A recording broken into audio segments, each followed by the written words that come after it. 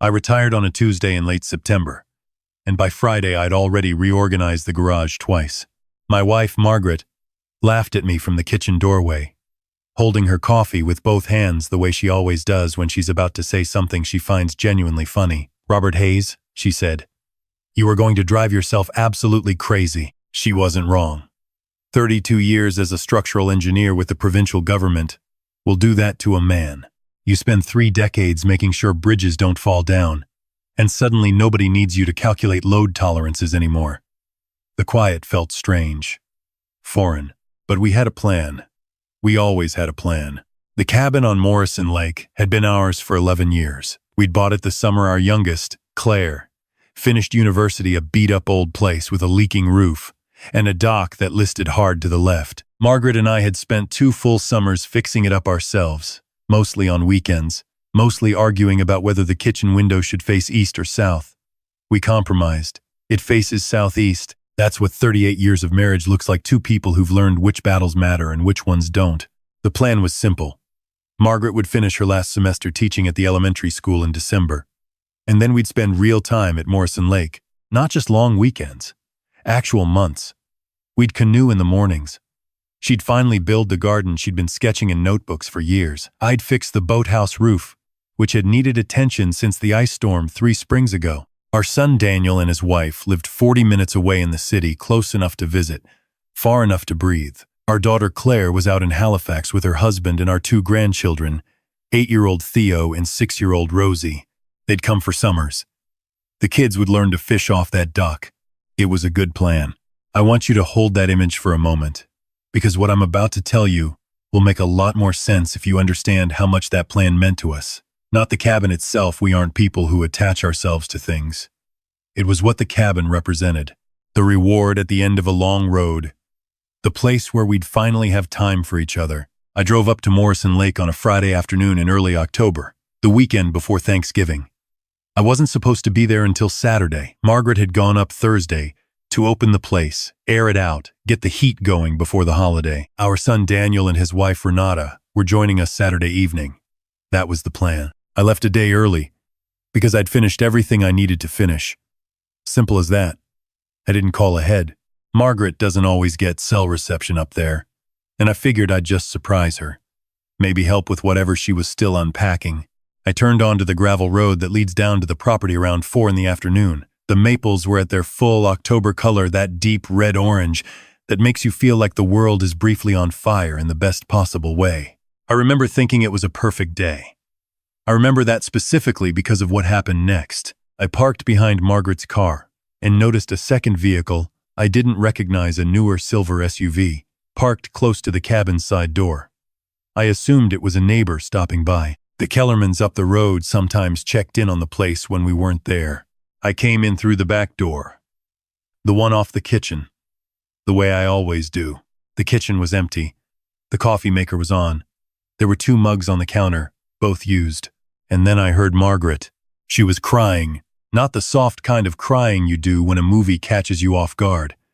This was something ragged and confused, the sound of a person who doesn't fully understand why they're upset, but can't stop. It was coming from the front room. I moved through the kitchen quickly. The door to the front room was half open. I pushed it.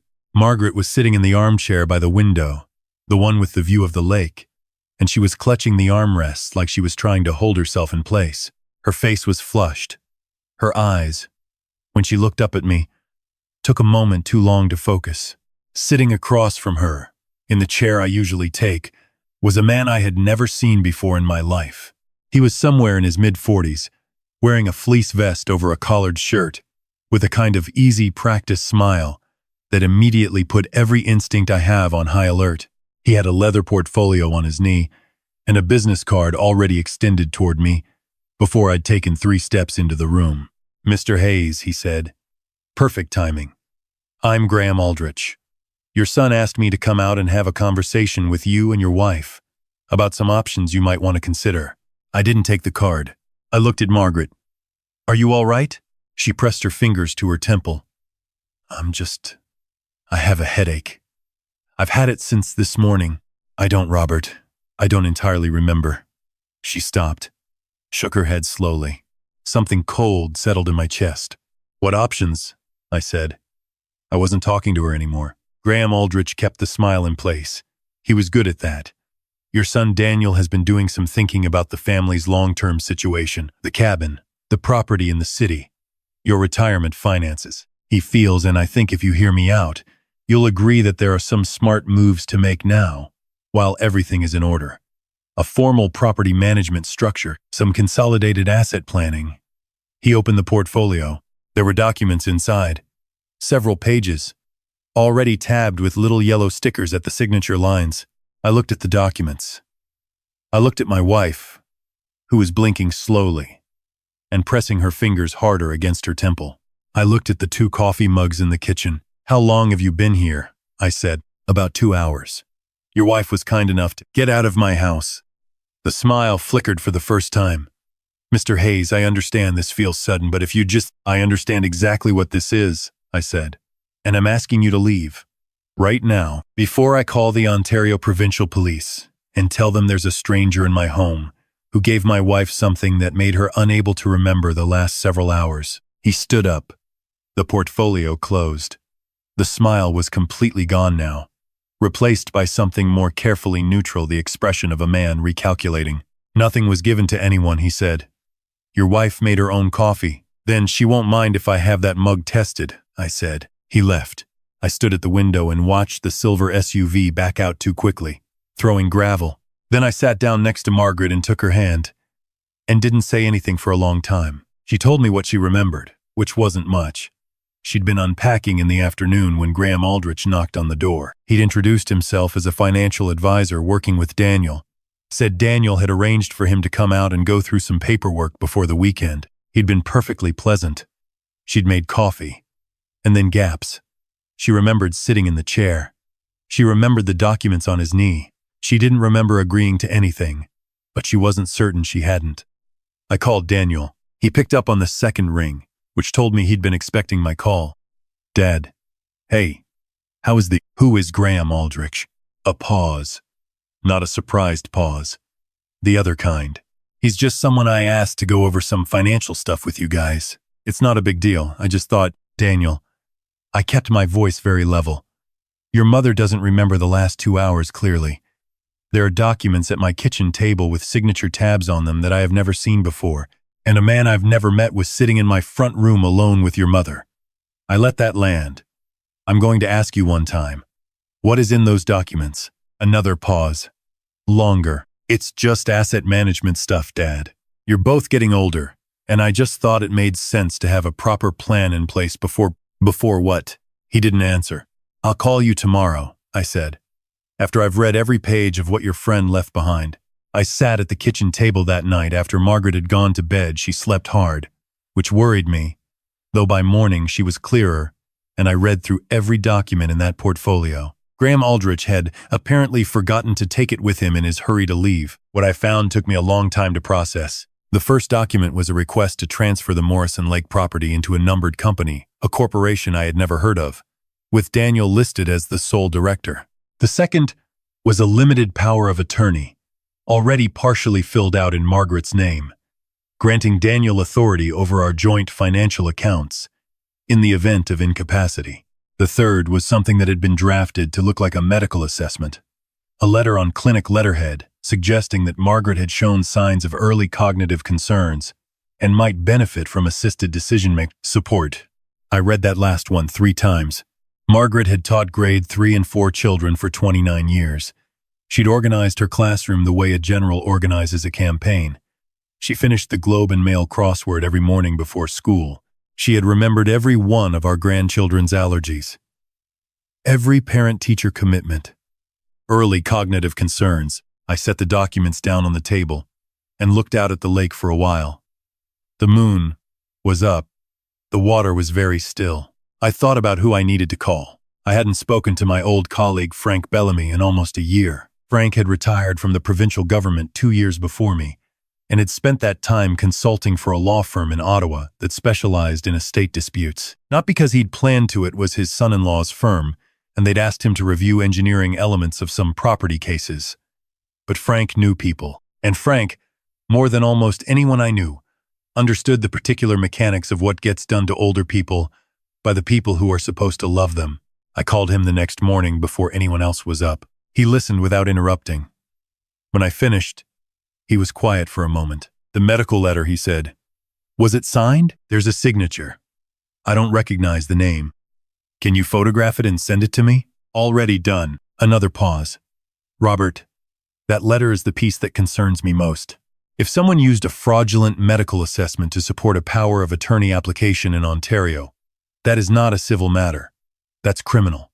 I told him I understood. Don't confront Daniel yet, Frank said. And don't let Margaret sign anything. I'm going to make some calls today and find out who Graham Aldrich actually is.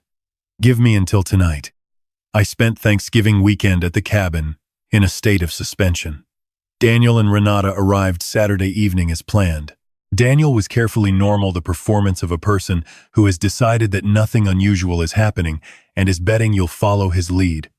Renata was quieter than usual. Margaret, who still didn't have the full picture of what I'd found in the documents, was gracious and warm the way she always is, making the turkey the way she's made it for decades, the one with the sage and wild rice stuffing that Theo and Rosie had already declared the best food in the world the last time they visited.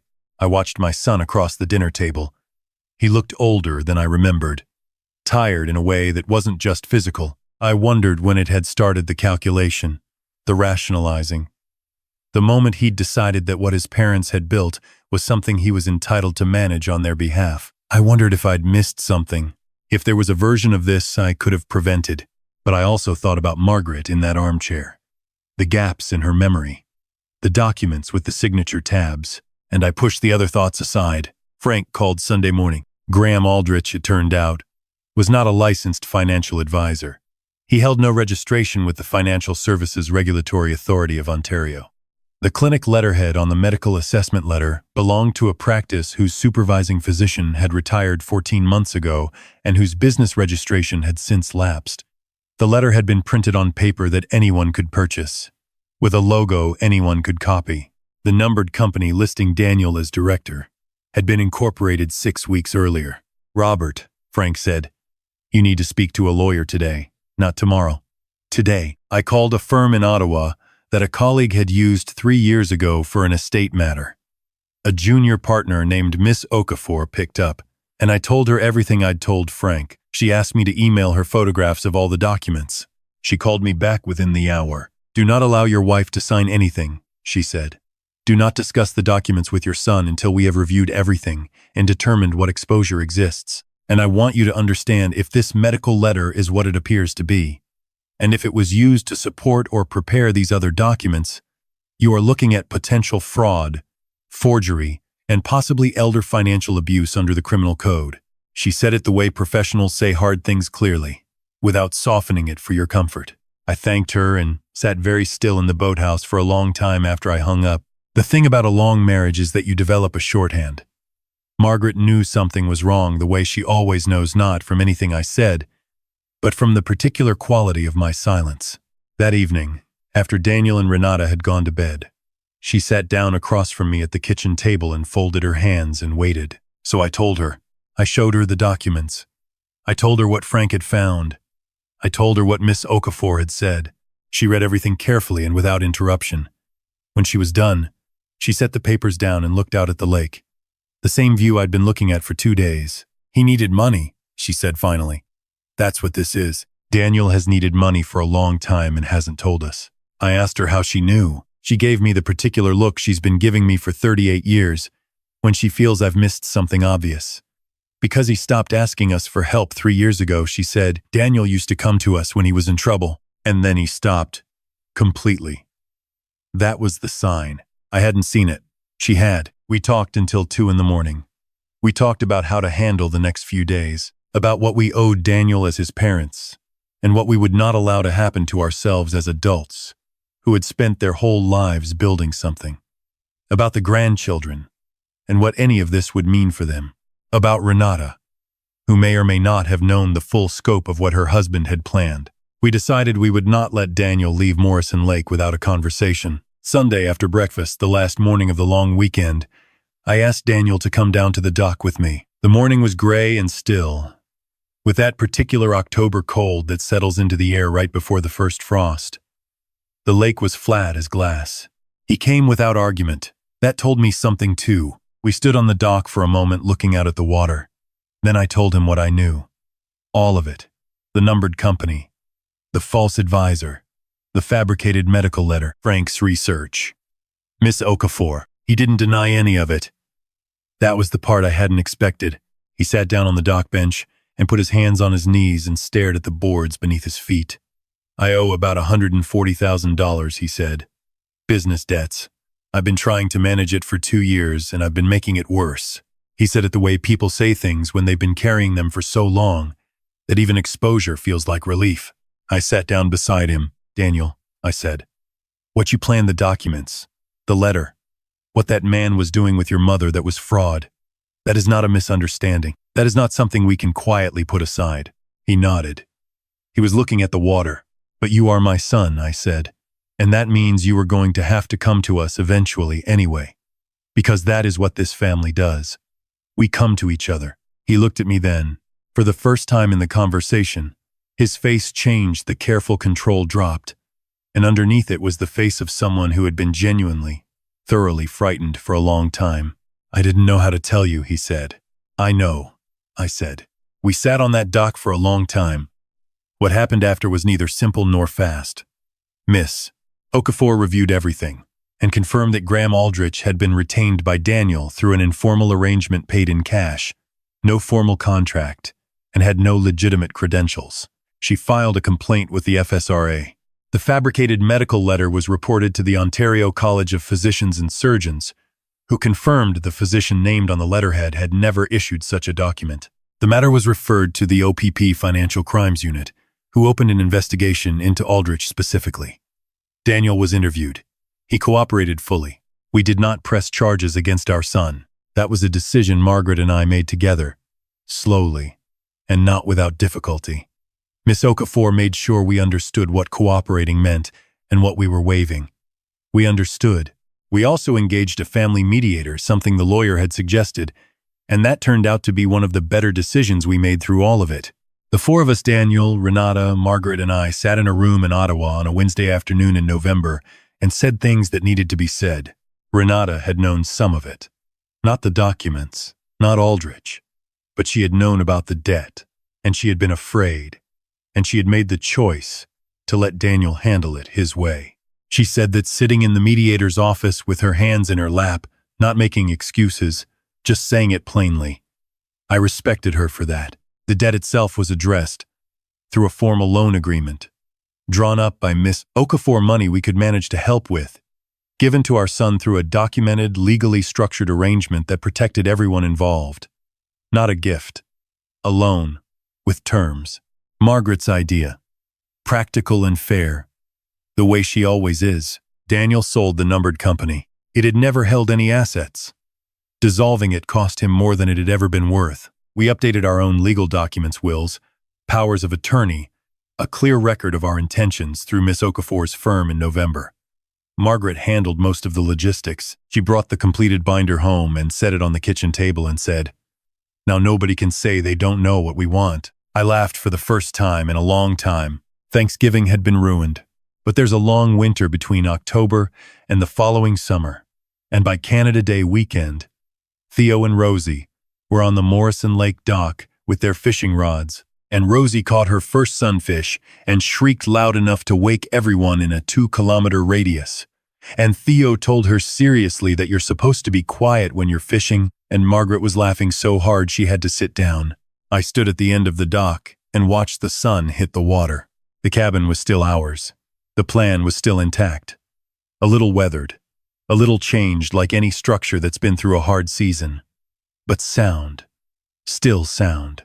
If you're watching this and you're thinking about your own situation, your own family, your own property, your own legal documents, I want to say one thing clearly. Don't wait for a reason to get your affairs in order. The reason will come looking for you eventually. Do it now, while you're clear-headed and unhurried, and do it with a lawyer you trust. That's not pessimism. That's engineering.